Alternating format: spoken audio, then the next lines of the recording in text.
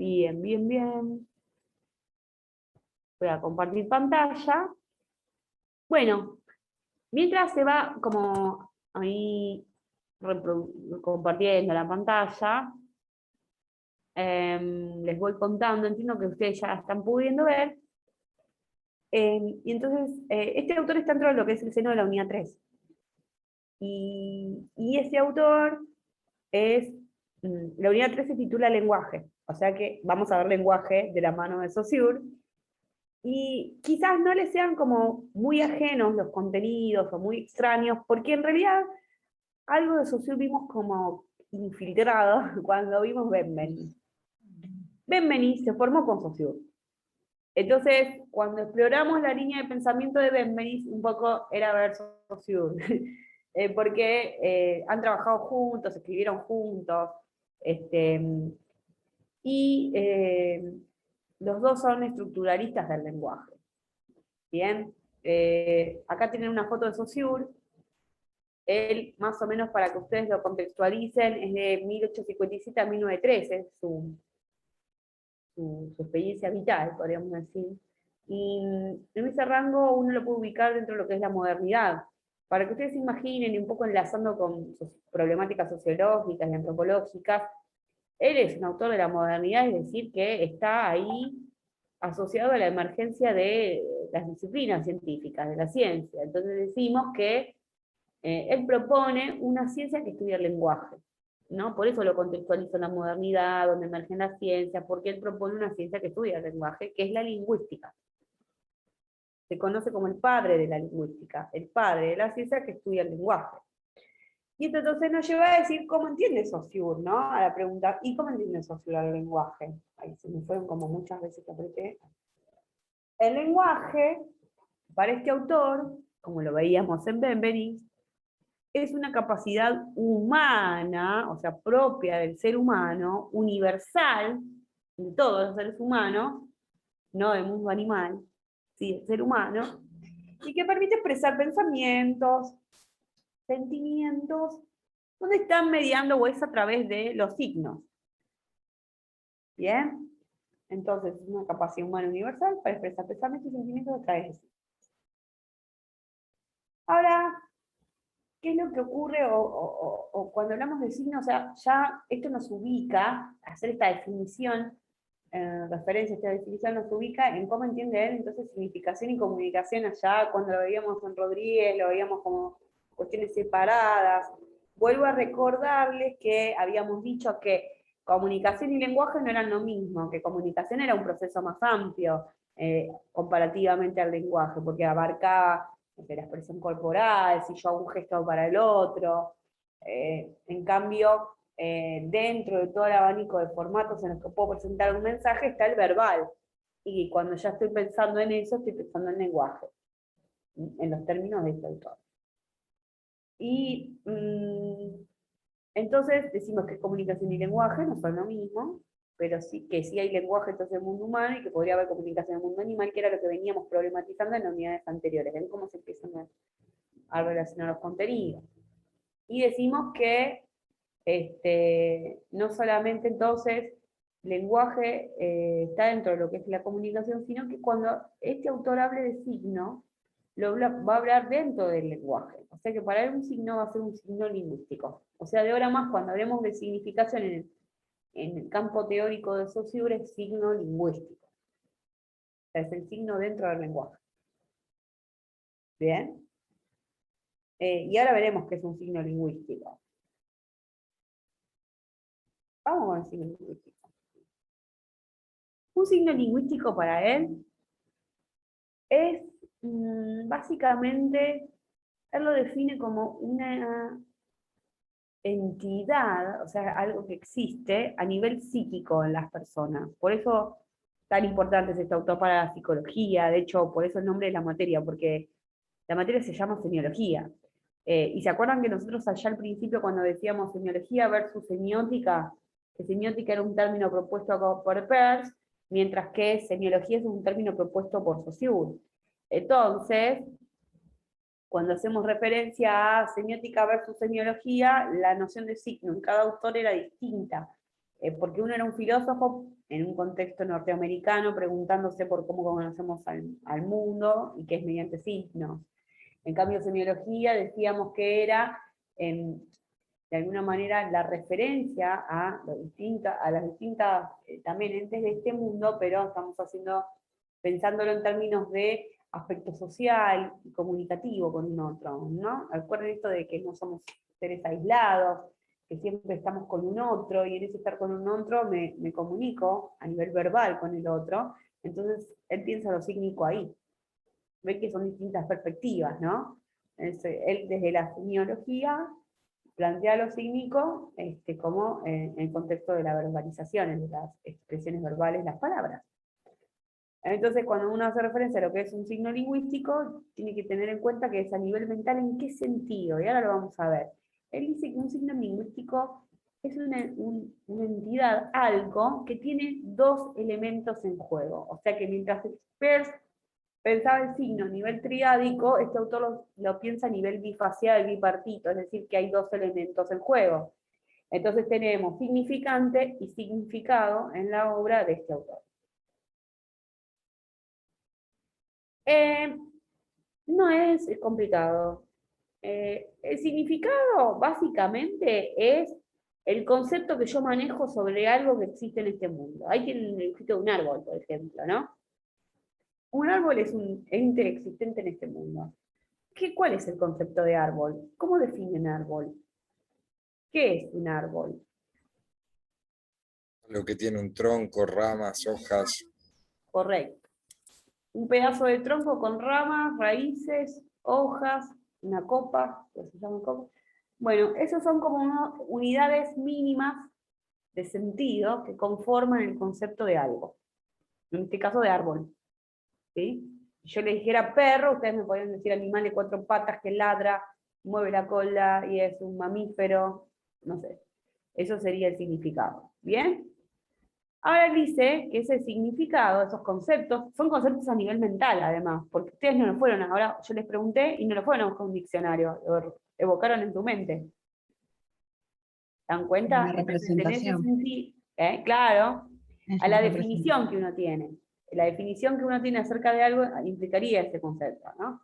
Que hace que eso sea perro y no sea, no sé, rana, ¿no? Por ejemplo, por decir. Y que también está lo que sería, digamos, el significante, ¿no? Que él dice que ese concepto que uno maneja a nivel mental está relacionado con un sonido, ¿no? En este caso es que la A se va a juntar con la R, se va a juntar con la B larga, con la O y con la L, y forman árbol, ¿sí? Ahora, si ustedes en este momento, lejos de leerlo en voz alta, lo leyeran para dentro de sí mismos, hagan el ejercicio, léanlo sin decirlo en voz alta. La pregunta es si ustedes pueden escuchar sonido. Si tiene un sonido eso, que leyeron hacia adentro. Sí. Sí. Sí tiene. Pero nadie se los dijo, nadie los enunció, yo les dije lean la palabra, no les dije árbol. Dije lean la palabra, ¿no? O para adentro, ¿no? Y entonces, y tampoco ustedes lo articularon con su boca. Sin embargo, un sonido. Y eso fue a nivel psíquico, a nivel mental. Eso es lo que se llama imagen acústica.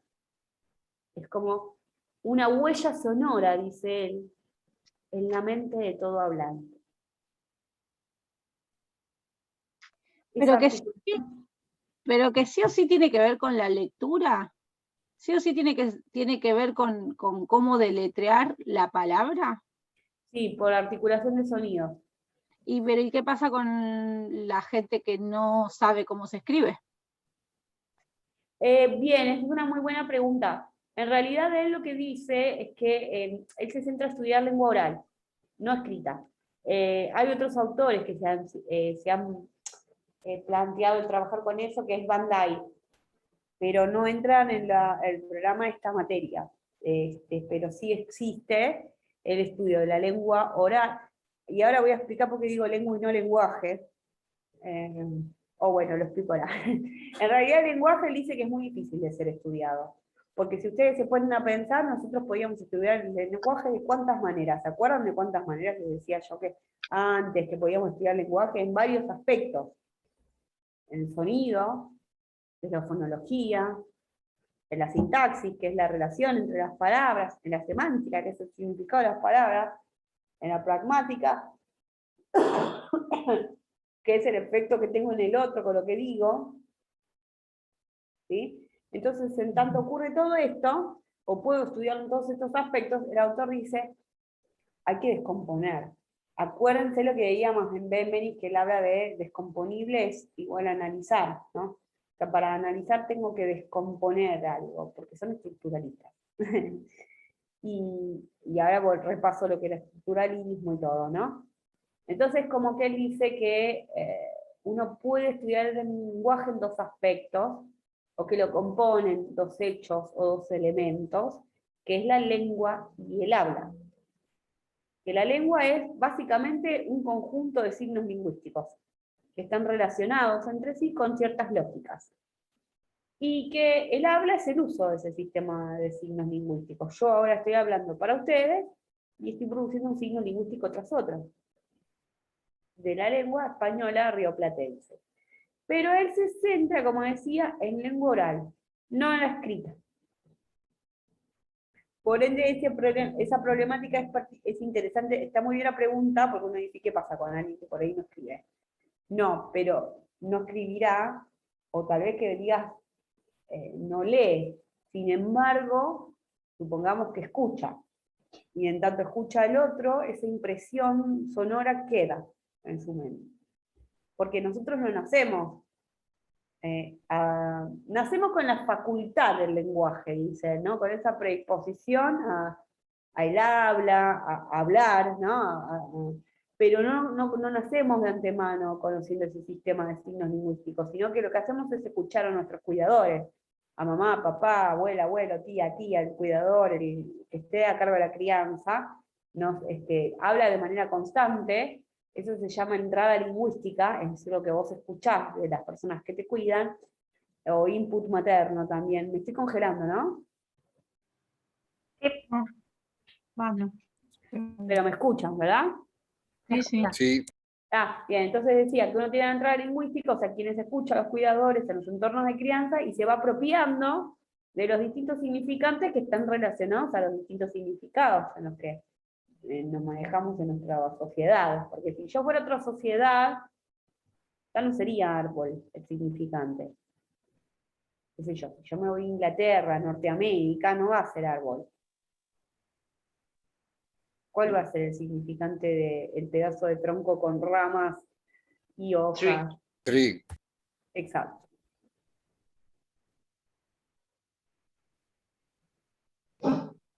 ¿Me van siguiendo? Sí.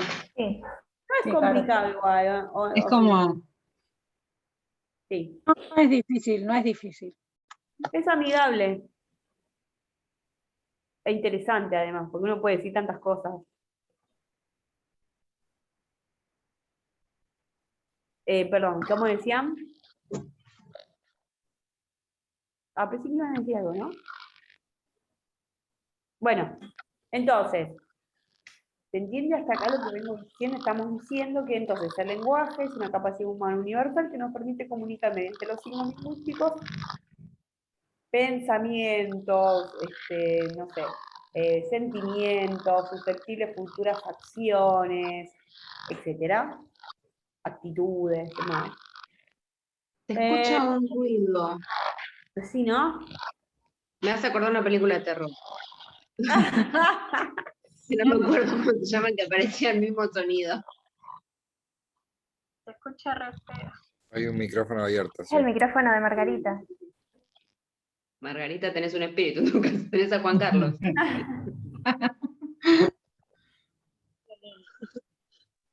Ahí lo. Perdón, chicos. No hay problema, ahí está. Me fui. Entonces vamos, ¿no? Me van siguiendo, entonces él dice. Acá está. El lenguaje, entonces, en tanto capacidad humana, universal, que es válida para todos, dice, ven, en tanto objeto de estudio puede ser pensado en dos aspectos, en la lengua y el habla. Aspectos sociales es la lengua y el aspecto individual es el habla. Para que quede por ahí más claro, van a ver que acá está hecho un cuadro, pero también a la vez está acá. Y a mí me gusta más este, así que les comparto este. Está como en 3 diapositivas dicho lo mismo de distintas maneras. Es como una estrategia para a ver si no se me entiende desde un lado, por ahí que se entienda desde el otro. Entonces, cuando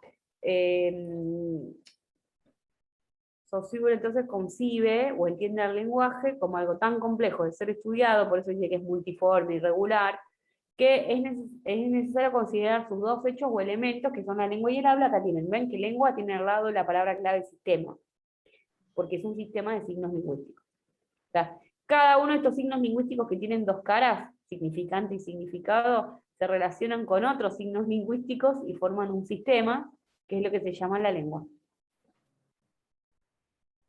Ahora, otra cosa que quiero aclarar sobre signos lingüísticos que estaba refiriendo anteriormente, que hay una relación entre ese significante y ese significado, porque, ¿qué quiere decir una relación? Que cuando yo diga, no sé, árbol, todos ustedes van a pensar en el pedazo de tronco con ramas, hojas, raíces y copa, y no van a pensar en un animal de 4 patas.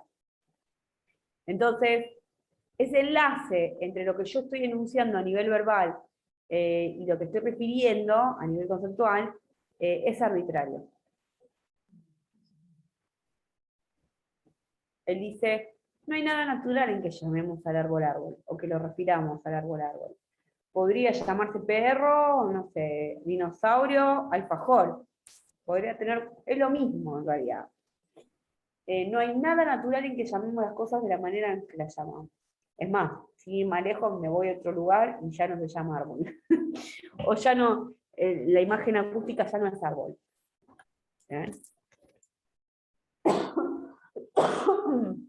Entonces, él plantea que no solamente es arbitrario en tanto no hay nada natural ni causal en que yo llame las cosas o retire las cosas de la manera en que lo hago, sino que también es producto de una convención, o sea que implica un acuerdo intersubjetivo entre personas. Y ustedes tranquilamente podrían decirme, y bueno, pero yo cuando nací o cuando fui creciendo a lo largo de mi vida, nadie me preguntó si al árbol lo quería llamar árbol. Así que yo no sé, no me puedo poner de acuerdo, como para decir es producto de una convención social. Claro, porque la lengua a uno lo antecede, existe desde antes de que uno llegue a este mundo, y nos lo transmiten nuestros cuidadores, en los famosos entornos de crianza. Por eso él dice que esta lengua es un sistema de signos lingüísticos, hay muchos signos lingüísticos relacionados entre sí, con una lógica arbitraria, porque no hay nada natural en que yo lo llame de esa manera, podría llamarse así como de otra, pero yo lo naturalizo a través de los contextos de crianza. Entonces voy adquiriendo la lengua materna, o sea, la lengua que escucho todos los días voy adquiriendo, la voy aprendiendo. Voy aprendiendo ese sistema de signos lingüísticos, con cada palabra que dicen los chicos. Es más, imagínense entornos de crianza donde, no sé, uno dice, no sé, en vez de perro dice pero. Entonces le corrige, no se dice pero, se dice perro, ¿no? Entonces el cuidador le muestra el objeto, lo nombra, le cuenta la funcionalidad del objeto, ¿no? Todo eso hacemos. Entonces, ¿qué va aprendiendo quien escucha? La articulación de sonidos que hacen referencia a ese objeto de este mundo, y asociado a qué sentido, qué significado tiene. Y así se va aprendiendo. Y cuando uno nombra mal, lo refiere mal, ¿no? No es decir nombrar porque en realidad el significante no es el nombre de la cosa, está mal dicho eso, en realidad es la imagen acústica, es más psíquico decirlo así. Entonces, como les decía, en tanto uno va adquiriendo, porque lo van enunciando, y uno va escuchando, y va apropiándose, va entendiendo cómo funciona. Fíjense los errores, como hablamos en otro momento los chicos, que son, qué sé yo sabo, te dicen, es porque se están dando cuenta de que hay una regla ahí en juego. Y conjugan verbos, no sustantivos ni adjetivos, interesantes eso también. No les fallan en el tipo de palabra que conjugan. vayan en cómo lo conjugan, pero no en el tipo de palabra que conjugan, y eso también es muy interesante. Entonces, como que van pesquisando la lógica de ese sistema de signos lingüísticos, a partir de escuchar, impresionante. Entonces se adquiere, se naturaliza, aunque es producto de una convención, y que es particular de cada sociedad. O sea, si yo estoy acá, vamos a hacer referencia a algo, me voy a otro lado, free, como decíamos recién. Entonces, claro, en cada sociedad va a haber variedad significante asociado a ese significado. Se puede decir que también es concreta en tanto que refiere a algo particular, a alguna cuestión, ¿no? O sea, no sé, nombrar, referir, no nombrar, referir a elementos de este mundo, ya sean igual, puede ser un sentimiento, puede ser una abstracción también, ¿no? Pero es algo que existe, que tiene una existencia concreta, en ese sentido, se quiere decir, concreta, algo particular.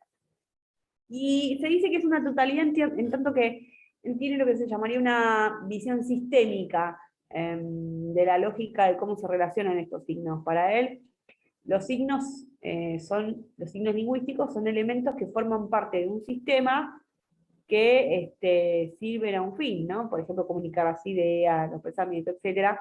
O sea, sirven a un objetivo común. Y se relacionan con ciertas lógicas, que ahora vamos a ver las reglas que valen para este sistema. ¿Bien? Y como es estructuralista, hay elementos que son más pequeños que avanzan a elementos más complejos. Él llama elementos simples a los fonemas, que son, por ejemplo, los sonidos de las vocales, de las consonantes, y van a ir formándose lo que se llaman morfemas, que son las sílabas.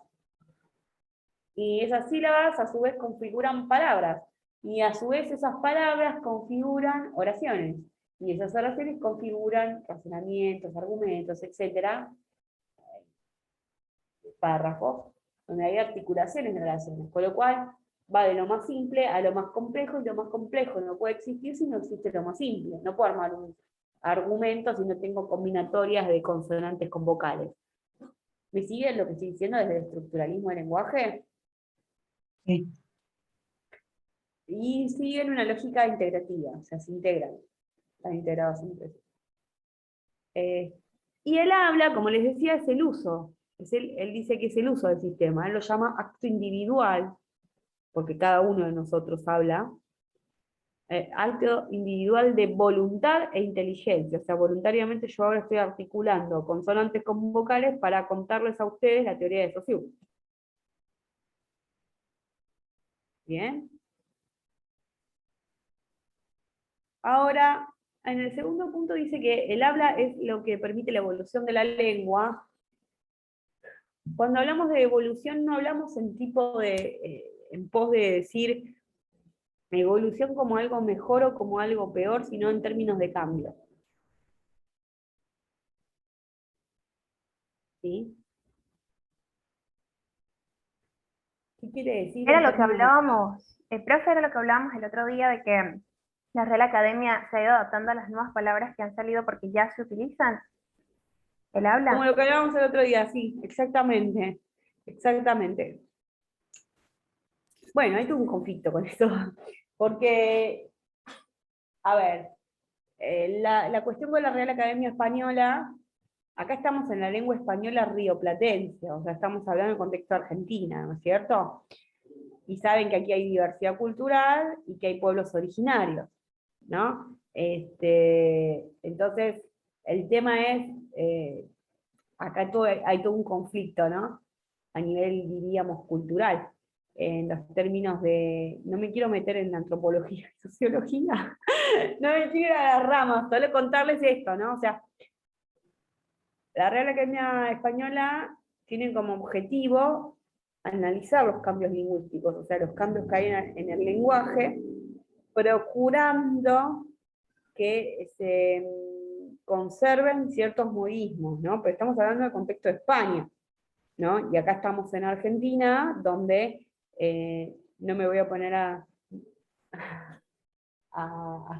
historizar igual y demás, pero bueno, están estas cuestiones de los movimientos hegemónicos y contrahegemónicos, que lo marcaba García Canclini, no sé si lo leyeron, pero es alguien que aporta muchísimo, lo tendrían que haber visto en problemática sociológica, ¿lo vieron? ¿no? ¿Quién, profe? No escuché el autor. García Canclini. No, No, no, no. no, no.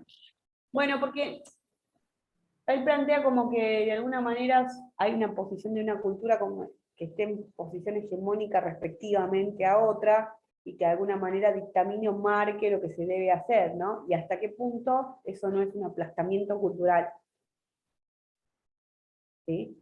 Por eso los constructos nuevos son diversidad cultural, interculturalidad, más que otros términos, ¿no? Por sobre otras terminologías. Pero bueno, como les dije, no voy a hacer no hacer un análisis socioantropológico, sino decirles como que de alguna manera está en discusión el tema de si es la Real Academia Española la que dictamina los usos de los términos, ¿no? O es la más hablante también. Porque un poco yo discutiría eso en términos de que qué es lo que ocurre con la masa hablante. Pero bueno, ahora lo vamos a ver cuando problematicemos, porque ya que estamos lo digo, porque evidentemente esta oración nos lleva a eso, ¿no? Él dice, como les dije, habla, o sea, usar el sistema, el uso del signo lingüístico cambia al sistema, ¿no? O sea, algún signo lingüístico va a cambiar porque yo lo estoy usando de una determinada manera. Un ejemplo de eso es oscuridad. ¿Se dice oscuridad o se dice obscuridad? Ahora oscuridad, Oscuridad. ¿Cómo? sin la B. Oscuridad. Bien. Pero hubiera sido un error, según la Real Academia Española, hubiera sido un error porque el uso correcto del término no era ese. ¿Cuál era? Obscuridad. Obscuridad. Pero ¿qué pasó? Lo decían erróneamente, con lo cual se decía oscuridad de manera constante, terminó quedando validado oscuridad, y hoy sería incorrecto decir obscuridad. ¿Entienden? Cambió. Cambio. Eso es lo que dice cuando plantea que el habla permite la evolución de la lengua. Y eso me lleva a nombrarles dos características que él asigna a estos signos lingüísticos, o este sistema de signos lingüísticos que es la lengua. Él dice, van a ver que está muchas veces lo mismo, como dije. Acá está el principio de arbitrariedad que ya les hablé, ¿se acuerdan que les decía esto de que no hay nada natural? Y a su vez, dice él, que la lengua se caracteriza, voy a ir por esto primero, por la inmutabilidad. O sea, ¿qué quiere decir con que la lengua es inmutable?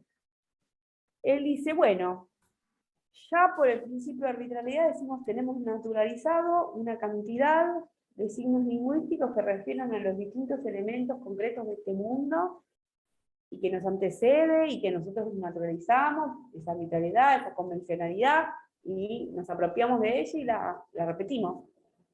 Ahora, a partir de esto, él dice, no tienen que haber cambios rotundos en sentido de drásticos.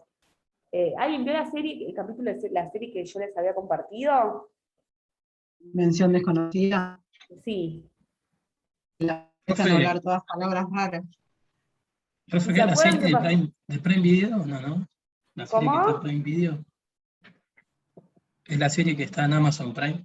Ah, sí, le hice una refama, ¿no? Ahora que estaba pensando me acordé que les dije que estaba en Prime Video, qué sé yo. Sí, Pero ahora ¿vieron vi, ese que se vi llamaba 2 capítulos, Palabras? Sí, nada más. sí, yo la vi. El que yo les compartí es un capítulo que se llama Palabras, que a mí me gustó para compartírselo. Bueno, ¿se acuerdan qué pasa? No, no lo vi, Empieza- profe.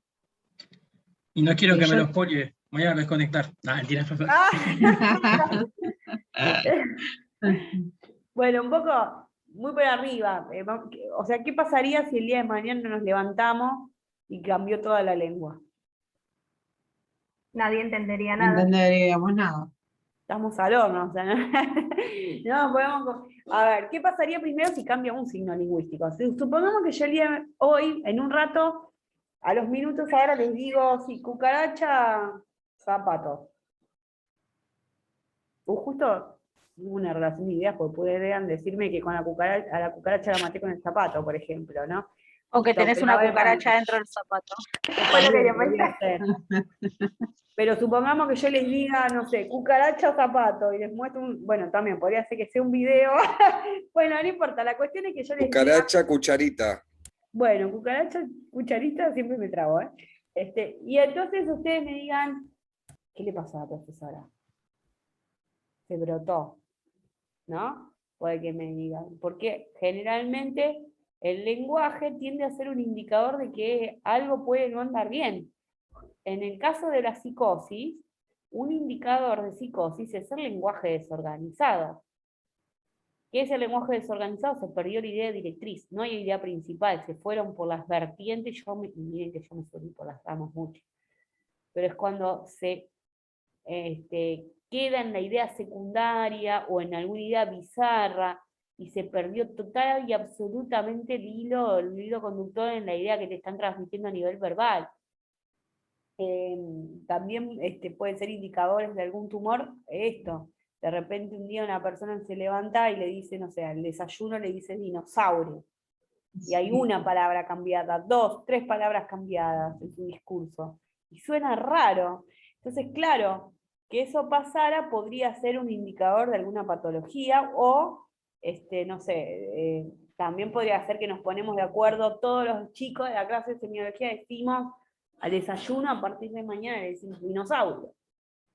Ahora, ¿valdría para toda la sociedad cuando nos quisiéramos comunicar fuera de la clase? No. ¿No? Entonces, cuando Saussure estudia y analiza estas cuestiones de la arbitrariedad y demás, las piensa a nivel macro, social. No estudia, digamos, lo que él llamaría, él dice que son otros sistemas esos, que él no estudia, pero que podrían ser, digamos, cada subgrupo tiene su lógica, sus códigos, sus ritos. Él ahí no se centra, sino, digamos, en lo macro, en lo social. Y un poco lo que él analiza y plantea esto de que no están, o sea, en realidad toda la masa hablante, o sea, todos los que hablamos una determinada lengua, no tendríamos la potestad para decir, el día de mañana nos levantamos y cambiamos, y ya el árbol nunca más va a ser árbol, va a ser auto. ¿No? ¿Por qué? ¿Qué pasaría?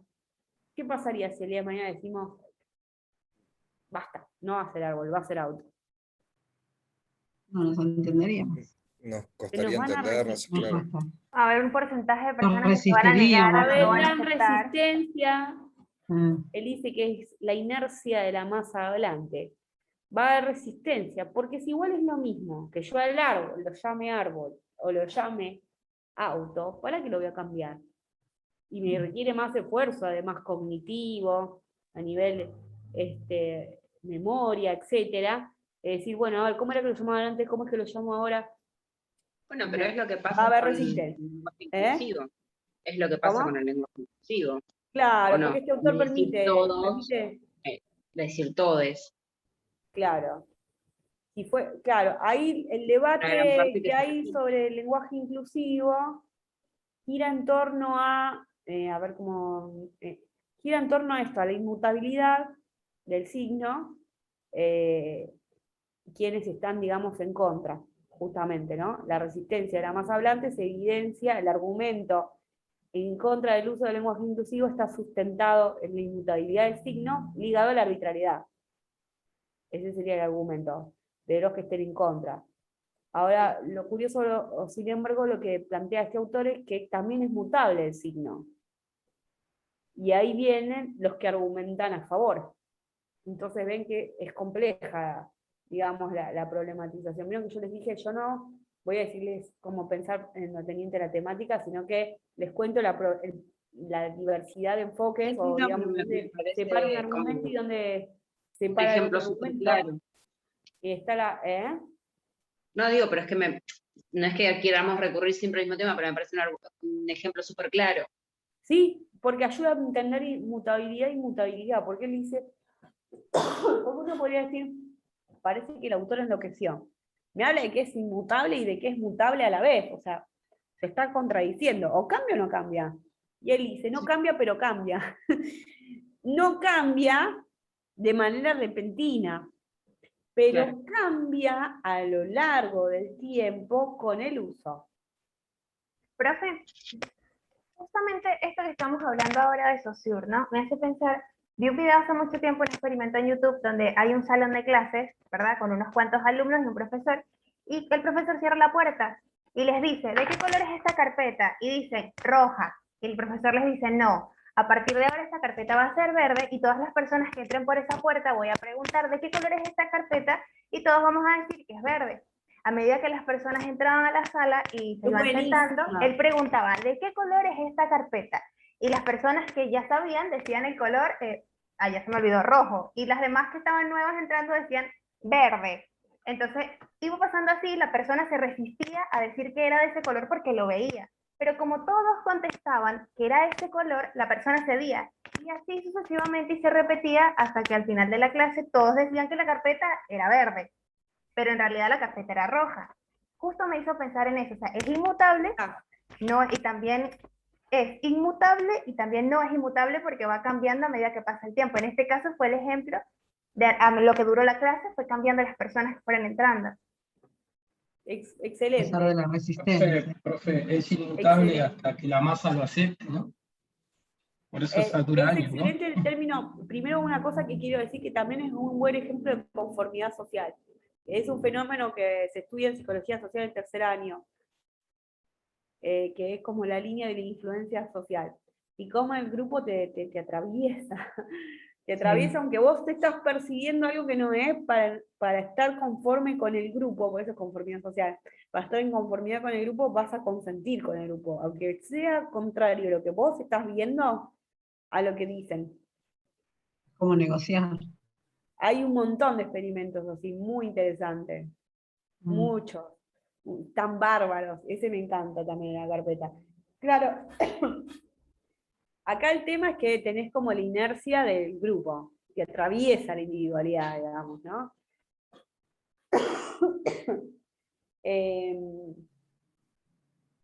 Y alguien dijo algo más. Bruno, ¿no? Creo, perdón, porque creo que te corté capa. Sí, había dicho que es inmutable hasta que la masa lo acepte, y bueno, una vez que se acepta ya se mutó. Es inmutable, claro, hay resistencia de la masa y él dice, en realidad nadie es libre de deshacer ese vínculo arbitrario. La arbitrariedad va a seguir estando el tema si hay variabilidad. ¿Saben cuándo hay cambio lingüístico, por ejemplo? Bueno, yo les voy a pasar les pasé un debate de lenguaje inclusivo. ¿Lo vieron? No. Bueno, Sí, sí lo eso es vimos. como opcional, igual no es que lo tienen que ver. Si quieren verlo para ver, ahí lo tienen, la lengua en disputa se llama, que son, digamos, argumentos a favor y en contra del uso, ¿no? Está en YouTube. Después lo vuelvo a compartir cualquier cosa, si alguien lo tiene ahí a mano, si lo comparte buenísimo. Y un poco esto plantean esta idea de cuándo se propicia un cambio lingüístico, y que muchas veces los cambios lingüísticos se han propiciado a partir de que de alguna forma se argumentó a nivel movimiento social y también economía de palabras, etcétera, economía de saliva incluso, argumentos a favor de los cambios lingüísticos, ¿no? Que han producido, yo creo que, ¿no les conté lo de Niga y Níger? Sí. Sí. Bueno, es el ejemplo. Bien, entonces, bueno, esta es la controversia en manteniendo este tema. Entonces, quienes están, digamos, en contra del lenguaje inclusivo, plantean esta idea de la inmutabilidad ligada a la arbitrariedad. En tanto hablamos de mutabilidad, cambio lingüístico, el cambio se puede dar a través del uso, como decíamos, el uso hace cambiar, mutar la lengua, ¿no? En tanto el uso hace cambiar, mutar la lengua, este cambio lingüístico se da a lo largo del tiempo, va a decir él. Y ahí es cuando él dice que existen como distintos ejes temporales donde uno puede estudiar la lengua, que existe un eje diacrónico y que existe un eje sincrónico. Bien, cuando uno hace referencia a sincronía, ¿qué es? ¿Nunca escucharon hablar de estamos sincronizados? Sí, profe. Sí. Perdón, justo me mandaron un mensaje, perdón, me preocupé con una cosa.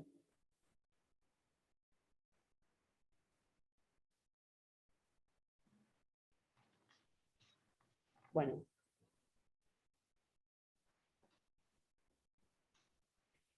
Perdón, iba a decir algo entonces. ¿Me fui? ¿Me ayudan a volver? El eje Sincrónico. sincrónico y el Sincrónico, eje diacrónico. diacrónico. Profe, Ah, gracias. Miren, quiero compartir acá. Ahí se ve, ¿no? O sea, se ve como un pizarrón blanco, ¿no? Sí, Bueno, sí, profe. básicamente el eje diacrónico y el eje sincrónico podrían verse representados en estas líneas, ¿no? Entonces, si ustedes se fijan, acá tendríamos sincronía. Y acá tendríamos la, vamos a ponerlo acá, diacronía. Básicamente diacronía es a través del tiempo. Y cuando hablamos de sincronía, el que les decía yo, cuando se dicen con alguien estamos sincronizados, implica al mismo tiempo. Una cuestión así, ¿no?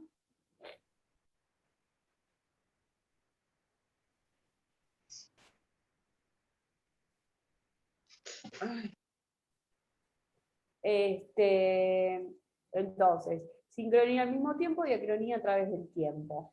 Estos son dos ejes temporales en los que uno puede pensar esta lógica en la que pueden transcurrir eventos, sucesos, uno tras otro. Por ejemplo, cuando uno está hablando a nivel verbal para un otro, dice un signo lingüístico tras otro, con lo cual va siguiendo ¿qué eje? El diacrónico, diacrónico.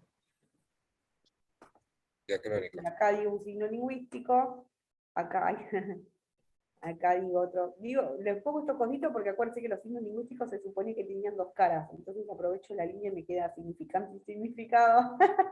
¿Me siguen, no? Con el gráfico que estoy haciendo. Sí, Ujú. Otro y otro, ¿no? Estos serían entonces un intento de signo lingüístico. Bien, entonces yo a medida que hablo produzco un signo lingüístico tras otro. Bien, y así sucesivamente. Bien, ahora eso es lo que él llama linealidad. Viene uno tras otro, tras otro, tras otro. Y entonces a través del tiempo voy produciendo. Y yo puedo estudiar la lengua incluso a través del tiempo, ¿ven? Es regla para el sistema, pero también una manera de estudiar la lengua. Entonces dice yo, bueno, hice una oración y estoy produciendo un signo lingüístico tras otro y estoy analizando la lengua en términos diacrónicos. Ahora, eso podría ser en algo a nivel micro, ¿no? Cómo se produjo la oración. Ahora, con respecto o en lo teniente a el estudio de la lengua a nivel histórico, yo puedo estudiar cómo ha evolucionado, cómo ha ido cambiando a lo largo de la historia una determinada lengua, ¿bien? O decir al mismo tiempo cómo, no sé, características de la misma. Entonces puedo estudiarla sincrónicamente o diacrónicamente. ¿Me siguen lo que estoy diciendo? Sí, sí. A su vez, la lógica de los signos lingüísticos, de cómo se relacionan entre sí, también lo puedo pensar con estas lógicas temporales. Por ejemplo,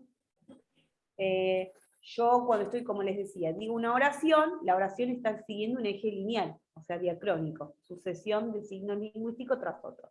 Vienen signos lingüísticos antes o después. Ahora yo les podría decir, no sé, de manera sincrónica, piensen en la palabra banco. ¿Te os puse este ejemplo? sí. ¿Y Sí. qué decíamos de banco? Banco de plaza o banco de Muy bien, Claro. tengo el De banco banco de la de plaza, entidad tengo el financiera. muy bien, el banco de la plaza, el banco de, no sé, el ejemplo que dio el otro día fue el de banco.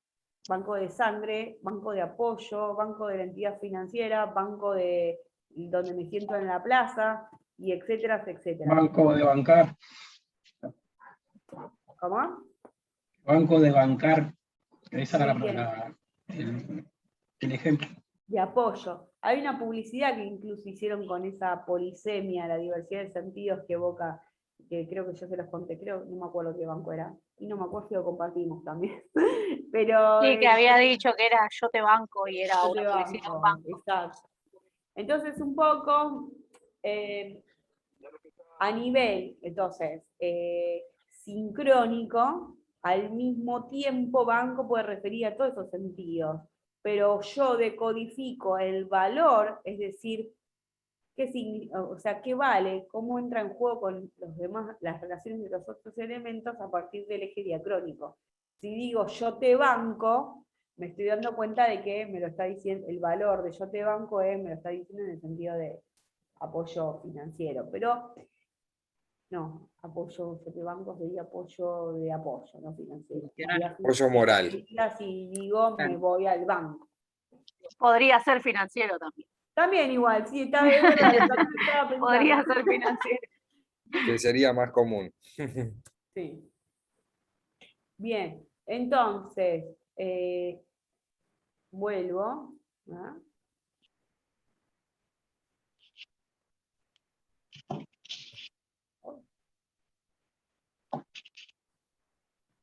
Acá estaría diacronía y sincronía, ¿ven?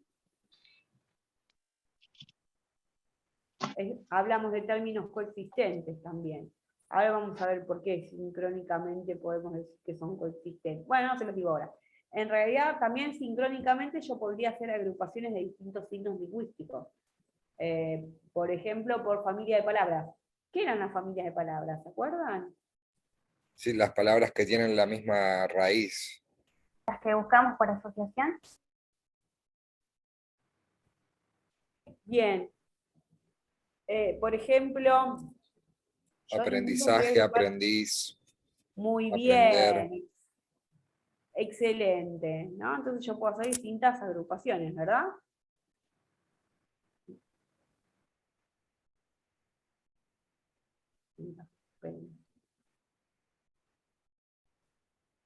Si yo hago asociaciones, es decir, establezco al mismo tiempo relaciones por asociación, las agrupo, eso es lo que él va a llamar, y las agrupo, y ahí ya puedo pensar en el eje sincrónico, las va a llamar paradigma, o relaciones paradigmáticas.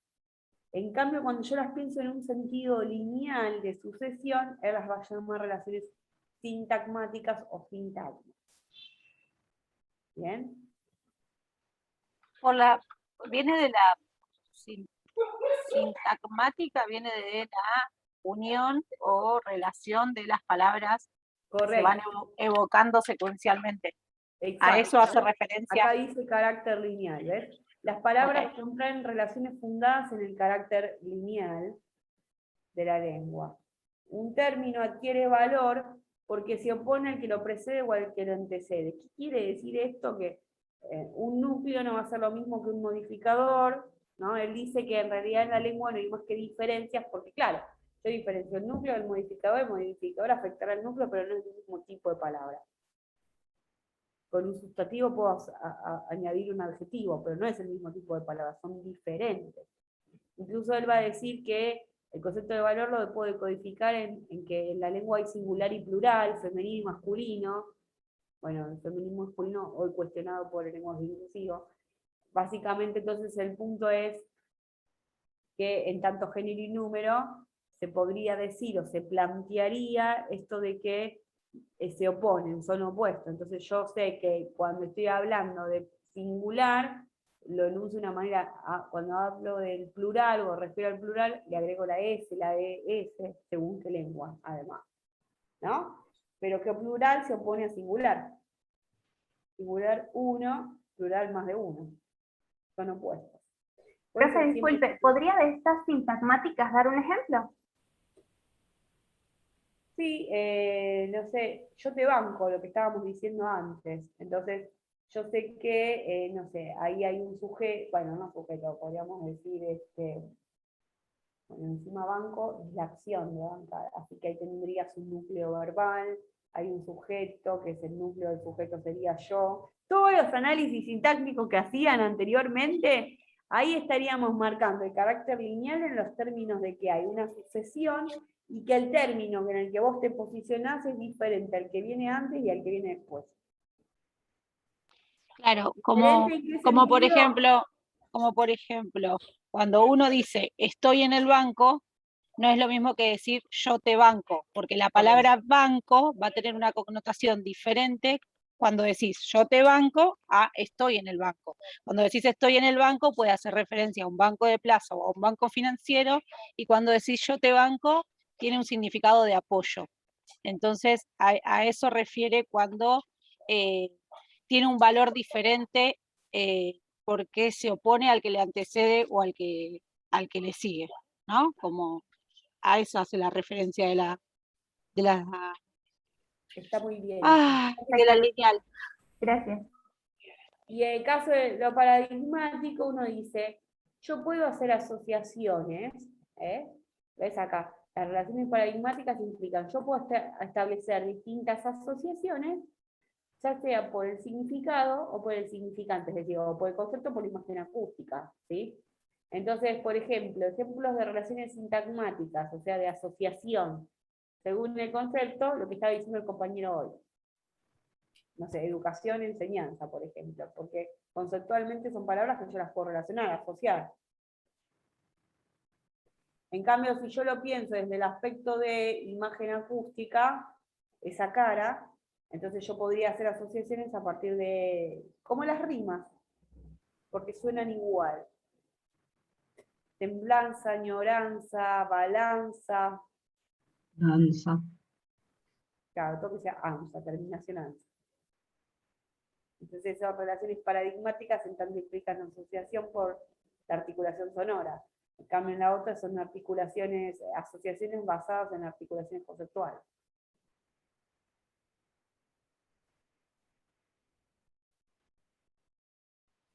Entonces ahí vemos paradigma y sintagma, que es lo mismo que decir relaciones paradigmáticas o asociativas y decir relaciones sintagmáticas.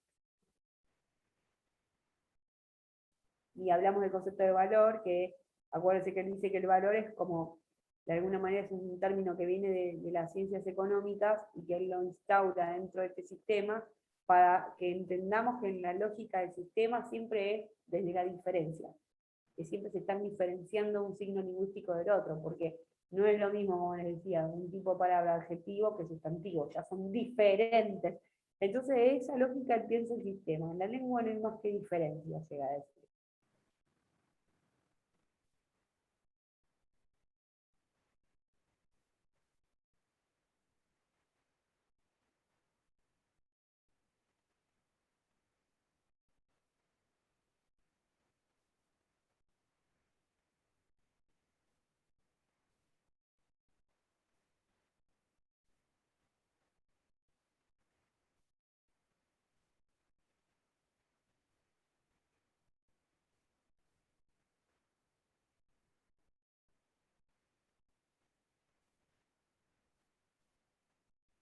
Bueno, esto sería todo lo que corresponde a Saussure.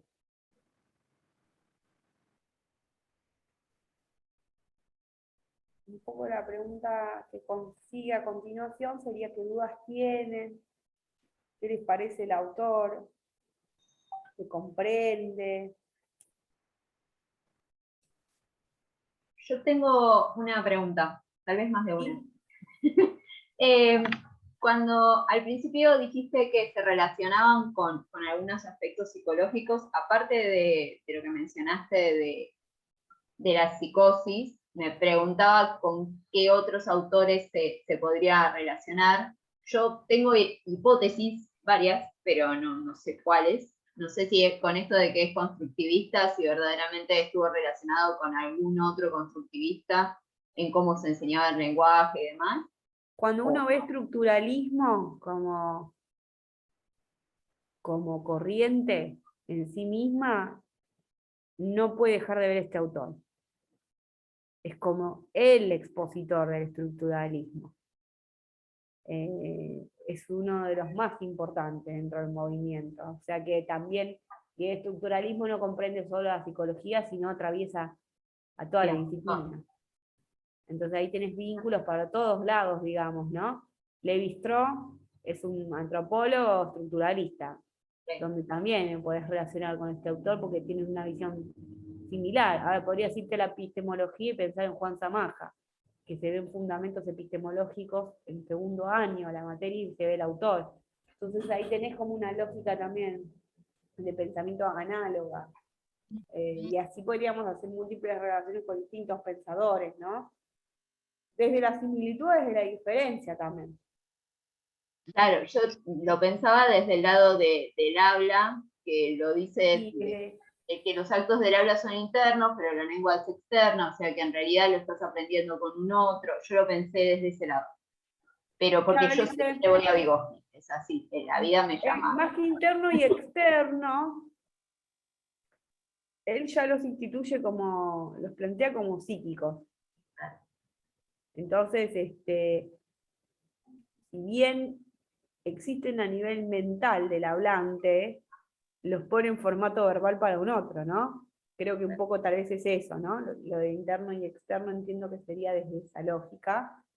Él no se concentra en hablar interno y externo, sino que la lengua nos permite expresar pensamientos, ¿no? Entonces yo el pensamiento no lo palpo, no lo veo, pero lo decodifico, lo puedo de alguna manera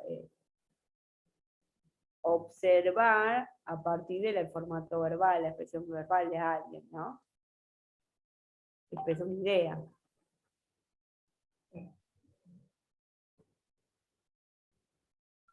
Bien. Espero haber respondido la pregunta igual. ¿Sentís que la respondí? Sí, sí, sí, sí. Ah, sí. buenísimo.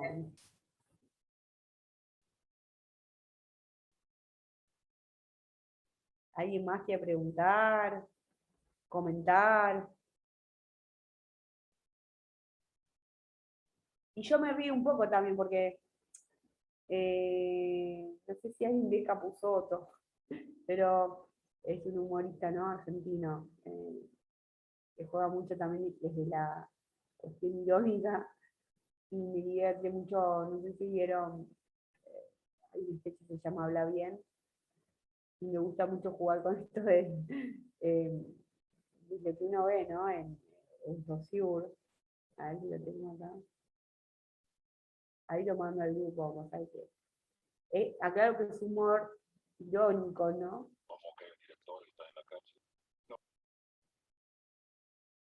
Ahí lo mandé.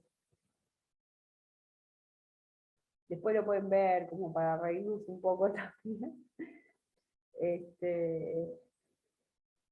Pero bueno, acá está un juego esto de vivir de formación de lenguaje o no, este lenguaje que es deformado. Sí, es parte, es muy divertido. Así que después, Ese es el de la milanga. a ver, no me acuerdo. Hay uno que habla de la milanga, de los 5P, las palabras así Claro, cortadas. ¿cómo le decís él dice, cómo te referís a un sujeto si vos ves que esa persona tiene unas zapatillas nuevas y son lindas? Altas llantas. le Alta dice. llanta, sí. Entonces se O el agarra la cabeza el Matafire. otro, y así lo mismo, ¿no? Entonces se va trabajando un poco con esto de juegas con estas cosas, ¿no? Hay un montón además, un montón, porque después de los latillos, de los sea, vieron que hay personas que tal vez dicen 3 palabras, o sea, 3 palabras, o sea, 3 palabras, o bueno, cuestiones así, juega mucho con esto, con lo que él debe observar a nivel, supongo, Me hizo acordar al, recurrente, que son como, ¿qué es lo que nos Los pasa? que ¿No? mezclan palabras en inglés con español. Y así. También, esa también. Creo que Entonces, en ese mismo están, digamos, distintas versiones. Sí, pero bueno. Y después les mando otro más que es un poco mostrar esta polisemia de sentidos, para que lo vean, lo piensen, también aplicar, ¿no? Cómo sería. Pero bueno. Bueno, ya está. Con esto es todo Saussure, así que nos queda la próxima de repaso, porque yo me había olvidado que había avanzado bastante con Saussure acá. sí. Creo que me había quedado pendiente valor, sintagma y paradigma, si yo no estoy mal. Entonces, bueno, hoy lo agregué y la idea sería entonces la próxima repaso directamente, ¿ok? Bueno. ok.